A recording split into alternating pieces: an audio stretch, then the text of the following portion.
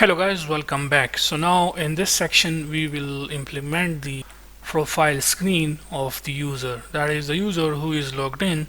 We will display that user information here on this profile fragment screen. So for that purpose we have to go to profile fragment screen. Okay, profile fragment screen, and now in here let's remove this profile fragment screen. I mean this center widget, we do not need this. Also we do not need this scaffold, and now we can simply say return list view, since we will display a profile icon and then the user information in perpendicular direction. So for that purpose we will use a list view vertically. Children widget, and first of all at the center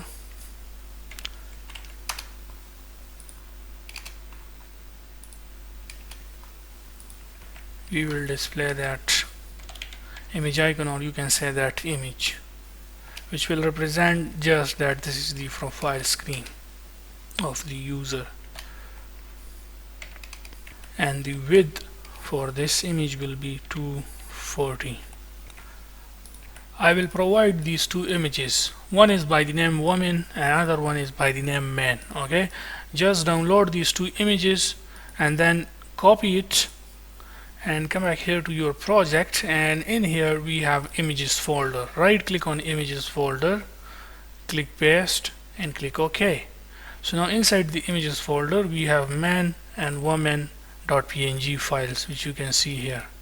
Okay, so whatever image you like, you can add that as an icon in here. Okay, now how we can do that? Inside the images folder we can say images folder, inside that slash means inside the images folder. Okay, inside this folder slash means that. So inside that we have an image by the name man.png. For example, if I want to display the man.png image, which is this one, if you want you can display this one, okay, which is by the name woman.png. so it is totally up to you, whatever icon you want to display. Let's test the app on the phone so that we can see the UI changes at runtime, the result at runtime. Let's navigate to the profile, and here we go. Here you can see this image icon, which is woman.png. Let's check the other one. So whatever image icon you like, you can simply add that here, as you can see here. And of course in the same way you can add your own images if you want. Okay, if you do not want to use these my icons, then you can add your own, I mean the images. Okay, we are using this image as an icon, so you can, if you do not need these images, then of course you can add your own custom images. Okay, whatever you like, it is totally up to you. So anyways, after this we want to add our, let's add some space first. Size box of height 20, and you can see this gray line. Okay, as this is constant size box of height 20, so we have to add const modifier with it. Now here we need to add a reusable widget. To implement a reusable widget on which we can display the user profile name and the email. So for that purpose, above the widget build, let's implement that reusable widget. That is, we will write the code only one time for that widget and we can call it as many times as we want. Okay, professional way of developing the applications. So I will give it name as user info item, user info item profile. So we will pass two things to it, which is the icon data. Okay, icon data, comma, the next thing is the data, that is the, for example, the username, the user email, which information we want to pass. So that, let's give it name as user data, or return container, as the return type for this method is widget. Let's apply some decoration on it. Box decoration, border radius dot circular 12, and color for this will be colors dot gray. Then after the box decoration, let's apply some padding, and padding will be edge insets dot symmetric, and horizontally it will be 16 and vertically it will be 8.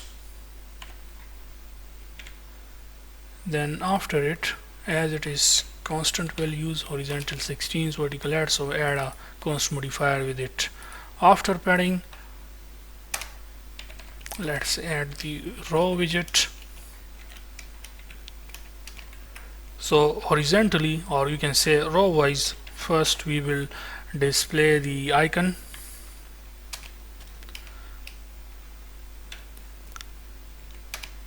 which is icon data, and size for this will be 30, and the color for this will be colors dot black. Then after the icon, we will add some space horizontally, so we can say width, as we are inside the row widget, width 16.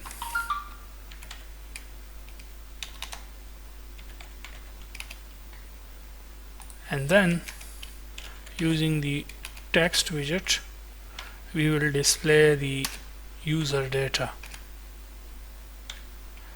Let's apply some style on it, text style, and the text style we will just display add the font size, and the font size that we will use is 15.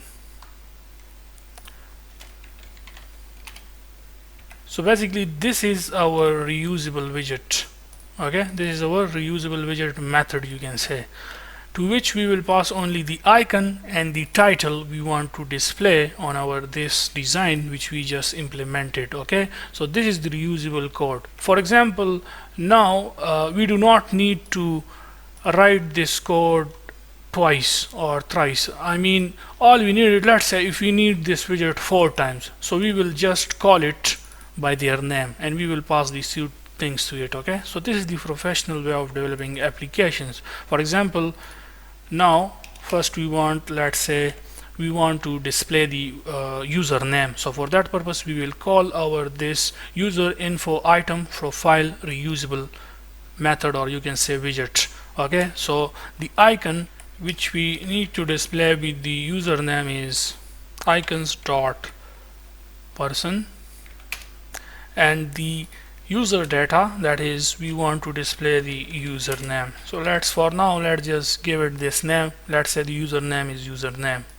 Okay, so we just call that reusable widget and we pass the icon and the username to it. Okay, that is the user data.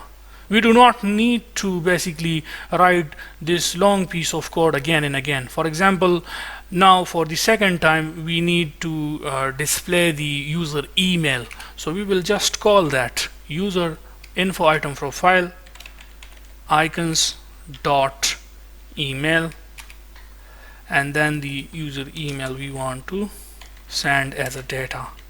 Let's say it is user email @gmail.com. So you see, that is, we just call that reusable widget. Okay, there is no need to write this code twice. Okay, to write it twice, we just call that in single line of code. Okay, and then again we need the same widget, so that's why we call it. Okay, and we just pass our required information. For the first time we need it for the username, and for the second time we need it for the email, for displaying the email. So this is how you write reusable code, or you can say make reusable widgets in Flutter, which is basically the professional way of developing applications. Let me just hot restart and let's go to the profile so that you can see the result. You see username, user email. Now we need to basically add some space between these two widgets. just like this, and you can see that. And then after this, finally we need to add a button here. We need to basically implement the logout feature. So for that purpose we have to add a button, logout button. So using center widget, child material widget, color for this button will be colors dot redescent, and the border radius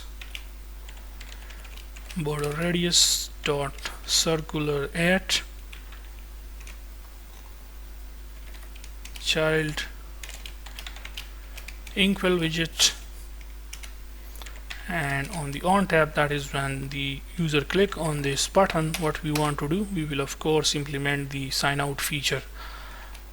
Okay, for now we will just leave it empty. Then border radius dot circular 32, child padding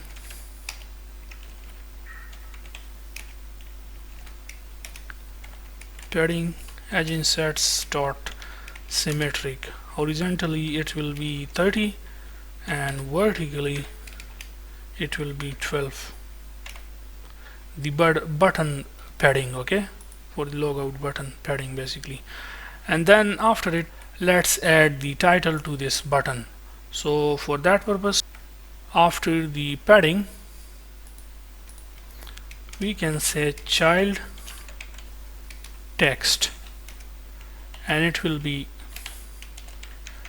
sign out, or you can say logout.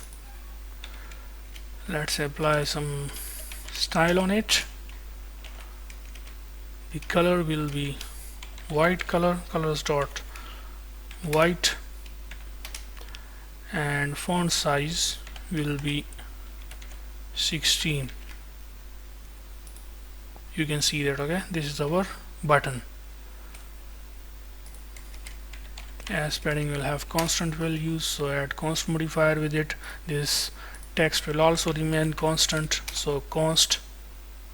As this whole padding will have constant values, for example padding will be constant and this text will be constant, so add const modifier here, okay, with the parent, and remove it from this padding, okay, that is edge inside dot symmetric, and also remove it from here because we have already added that with the parent padding. That is inside this parent padding we have edge inside dot symmetric as a child for the child text widget. I mean, okay, we have a child text which is sign out, and on this text widget this padding is applied, edge inside dot symmetric, which is horizontally 30 and vertically 12. Okay, so that's why with padding we add const modifier. So this is all about our profile UI. Now we have to of course apply some padding on it to make the design more beautiful.